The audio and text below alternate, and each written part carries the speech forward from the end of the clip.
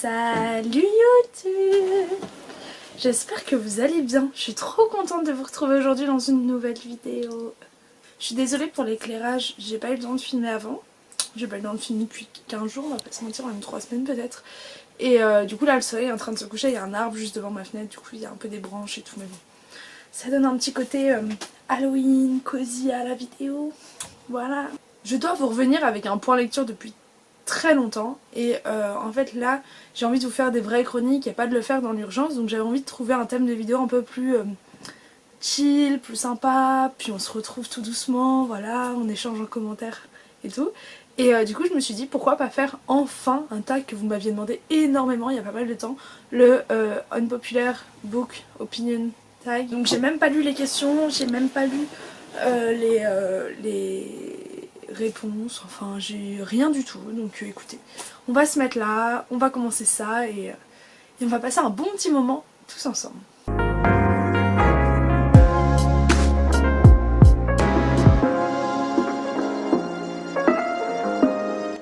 La première question, c'est un livre ou une série littéraire populaire que vous n'avez pas aimé. J'aurais peut-être dû réfléchir avant, ouais. Je dirais peut-être Les Fiancés de l'hiver. J'avais oublié que c'était une aussi grosse briquage. J'aime beaucoup par contre le visuel de ce livre. Donc en fait c'est pas que j'ai pas aimé Les Fiancés de l'hiver, c'est juste que par rapport au gros tapement médiatique qu'il y a eu sur la blogosphère, j'ai pas aimé à hauteur des autres et surtout j'ai pas aimé pendant que je lisais le livre. Je m'ennuyais, je m'attachais au personnage, je m'attachais à l'univers et c'est peut-être ça qui a fait que quand j'ai fini le livre j'avais envie de lire le tome 2. Mais à part ça, j'étais pas hyper emballée par l'histoire. Et c'est pour ça que je mettrais bien ce livre-là dans cette catégorie. Un livre, une série que tout le monde a l'air de ne pas aimer, sauf vous. Oh, la lumière est bien là. Ouais, mon gars. Quand tu fermes le 10, quoi. Je vais parler de ce livre-là. C'est Mystic City. Attends. Je l'avais eu d'occasion, je crois. Ouais, c'est ça, je l'avais eu à Gibert pour... Oh, c'était les vieilles étiquettes Gibert, il n'y avait même pas de prix. Parce que je colle tout le temps toutes mes étiquettes à la fin du livre. Déjà, j'adore la couverture, personnellement. Et c'est une espèce de... un Roméo et Juliette dans un New York futuriste hanté par une étrange magie. C'était absolument génial, vraiment. Et je comprends pas comment les gens n'ont pas aimé cette histoire. Là, il y a une espèce de petite romance entre les deux qui est pas mal. Mais il y a surtout, en gros, Juliette et... Enfin, pas Juliette, Aria Rose est fiancée à un autre gars. Et tu sens qu'il y a une question un peu abusive entre les deux. Enfin, je sais pas comment dire, mais tu sens que elle a été droguée un peu pour accepter ses fiançailles. Et que depuis qu'elle les a acceptées, elle peut plus revenir en arrière. Parce que dans cette société-là de l'élite, tu peux pas. Et non, ce livre est génial. Et il y a un tome 2 que j'ai jamais lu, mais qui est disponible en anglais. Et il faudrait que je relise le 1 avant de lire le 2, mais c'est surtout le fait que il a tellement pas fait de vente en France que le 2 n'a jamais été vendu, enfin les droits n'ont jamais été achetés, alors que franchement il vaut le coup, mais vraiment il est trop cool. C'est cool parce que comme ça vous commencez un petit peu à connaître des livres que j'ai aimés et pour lesquels je vous en ai pas nécessairement parlé. Un triangle amoureux où le personnage principal n'a pas fini avec celui que vous vouliez. Un couple que vous n'aimiez pas.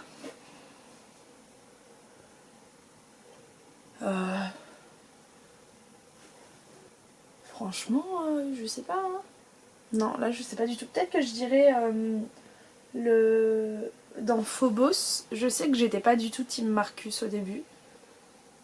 Je sais plus. Je vous avoue que Phobos c'est pas une saga qui m'a énormément plu et du coup j'essaye de l'oublier. Enfin de l'oublier. Voilà, j'y attache pas particulièrement d'importance, mais je sais que quand j'ai compris qu'elle allait choisir Marcus, j'étais dégoûtée parce que j'étais team d'un autre gars.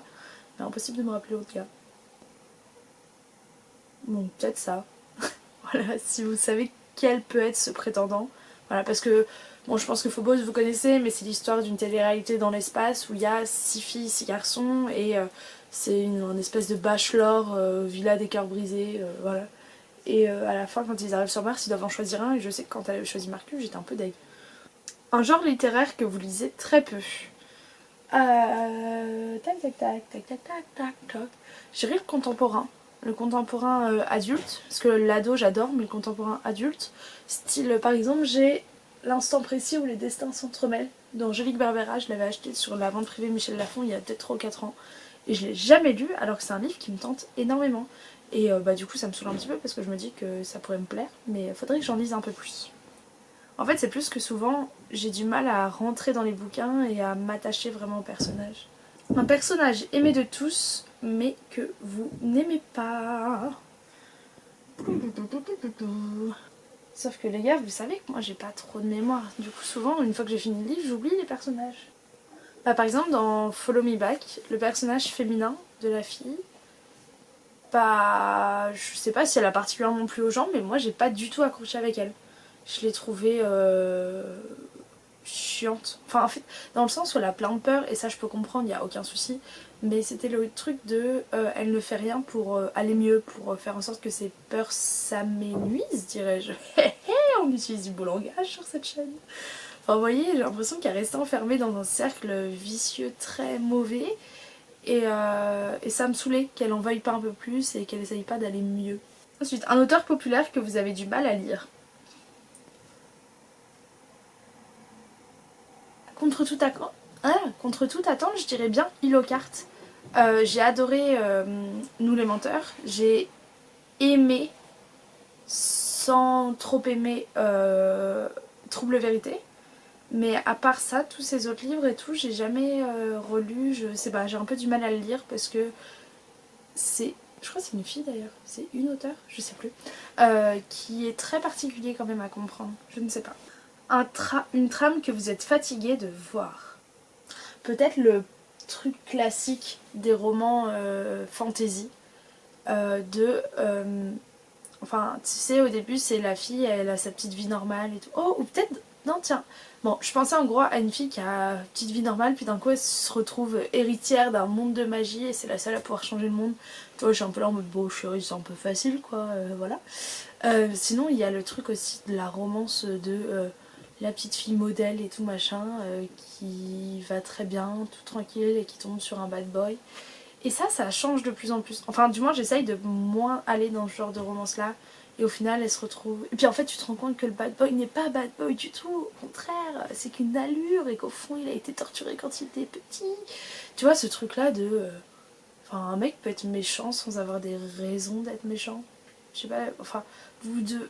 Moi, je pense. Je vais pas dire personne précise en tête, mais je sais pas, des gars dans mon lycée qui sont cons, ils sont cons, quoi. Genre, c'est pas parce qu'ils ont été. Enfin, je sais que tu as compris ce que je voulais dire. Et je pense qu'on va s'arrêter là pour cette question. Une série populaire qui ne vous intéresse pas. Genre le clan, les chats là, du clan. Le clan des chats. Non, je sais plus. Attendez. La guerre des clans. Voilà, la guerre des clans. C'est une saga, mais il y a je ne sais combien de tomes. Et j'ai l'impression qu'à chaque fois, c'est des... des mondes. Pas des mondes, mais... Genre époque 1, tome 19, époque 3, tome 4. Genre je me dis mais quand est-ce qu'il s'arrête l'auteur en fait? Parce que là, ça doit être un peu long puis même. En fait j'aime pas le principe que c'est des chats. Genre comment tu peux t'attacher à des chats? Après ça se trouve vous allez vous dire Agathe, t'as complètement tort mais je pense que les chats sont qu'une manière de transposer les humains, tu vois, vu que c'est des clans et tout, mais je sais pas, j'accroche pas du tout avec l'idée. Selon l'expression, le livre est mieux que le film, mais quelle adaptation avez-vous préférée au livre? Ouh je réfléchis. J'ai beaucoup aimé l'adaptation de Nos étoiles contraires. Je l'ai trouvé très juste, très bien. Les acteurs au top. Bien sûr, il manque des trucs parce que tu peux pas t'attendre à retrouver la même chose, et ça, je le dis à chaque fois que je fais une chronique d'un livre au film. Mais je l'ai trouvé, ouais, je trouvais qu'elle sonnait très bien. Et après, j'ai vu le film Love, Simon, que j'ai adoré aussi, et on m'a offert le livre après. Donc je sais pas si je lirai le livre, je l'ai gardé parce que bah, je trouve que ça se fait pas d'échanger un cadeau. Et puis bah, je me dis, on sait jamais, j'avais beaucoup aimé le film. Mais peut-être que, vous voyez, j'aime de plus en plus aimer me faire surprendre par... oula, j'aime de plus en plus me faire surprendre. Voilà, on va enlever un mot, ça sonne plus juste. j'aime de plus en plus me faire surprendre par des livres, par des films sans avoir lu les livres avant, comme ça je suis complètement surprise à fond. Là récemment j'ai lu Five Feet Apart, il y a 3 auteurs différents, c'est des adolescents sur la mononucléose, et l'adaptation du livre en film a été faite avec Cole Sprouse dedans.